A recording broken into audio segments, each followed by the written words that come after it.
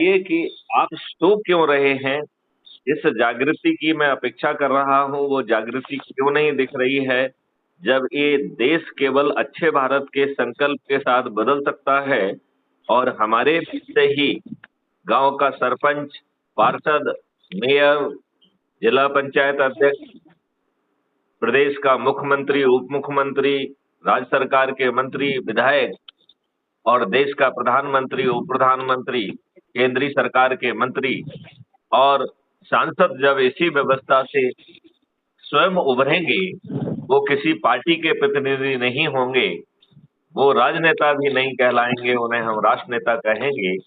ये बात उस गति से, उस संकल्प के साथ आप क्यों नहीं पहुंचा पा रहे हैं? चाहे 2 लोग हों, चाहे 4 लोग हों, चाहे 6 लोग हों, कम से कम सप्ताह में 1 दिन हम क्यों इकट्ठे होकर ये बात जो है अपने संकल्प को क्यों नहीं दोहरा रहे हैं? अब सर वो दोहराएंगे बिल्कुल। अब 15 अगस्त नया अपना आज से मतलब कि वो चीजें चालू कर जस्ट। देखो, कल माननीय प्रधानमंत्री जी बहुत अच्छा बोले, लेकिन उन्होंने ये नहीं कहा कि हम राजनेता अच्छे देंगे।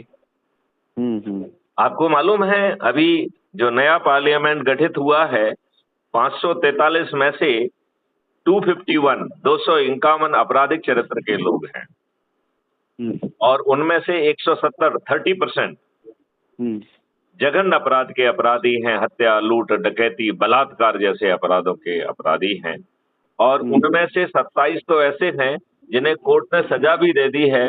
वो ऑक्सीजन की अपील पर और इन राजनेताओं की दुष्टता और कृपा से पार्लियामेंट में जाके बैठ गए हैं। आज हमारा पार्लियामेंट अच्छे लोगों की बजाय अपराधियों का जमावड़ा बन गया। तो सत्यनारायण हमारा एक युवा है जी, मुझे लगता था कि काफी ऊर्जा से परिपूर्ण है। वो ऊर्जा क्यों नहीं दिखाई दे रही है? बिल्कुल दिखाई देगी सर आज से, बिल्कुल। हाँ, क्योंकि बिना ऊर्जा के तो काम नहीं चलेगा। चलेगा क्या? नहीं चलेगा।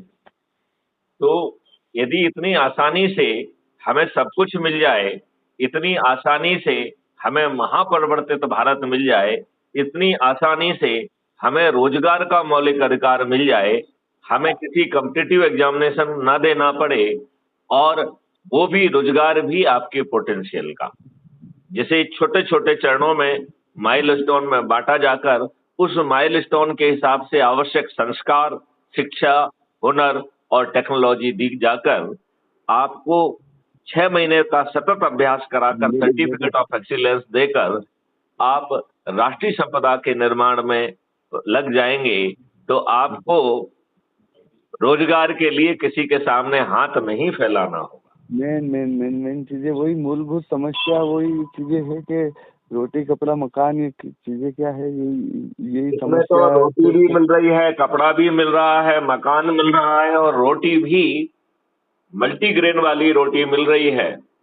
दूध, दही और घी जो है वो भी शुद्ध वाला मिल रहा है। तो इसमें आपको इसकी चिंता पालना नहीं है, इसमें आपको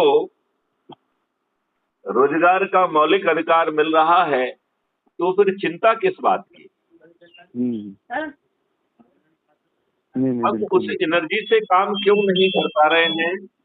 आपने मुझे कई बार आश्वस्त किया है, मुझे भरोसा दिलाया है, फिर हम कम से कम रविवार को रोटेशन के आधार पर एक जगह इकट्ठा होकर अच्छे भारत का संकल्प दोहराएंगे, तो हमारे संकल्प में शक्ति पैदा हो जाएगी।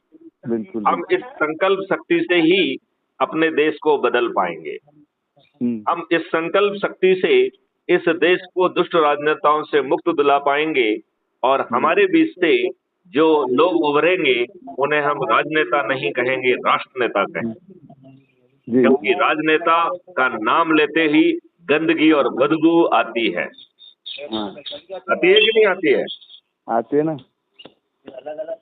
तो चलिए जरा शक्ति के साथ भिड़िए और इसका वीडियो बनाकर भेजिए, क्योंकि अब और विलंब करना ठीक नहीं है। जय हिंद, जय भारत, वंदे मातरम, जय गुरु।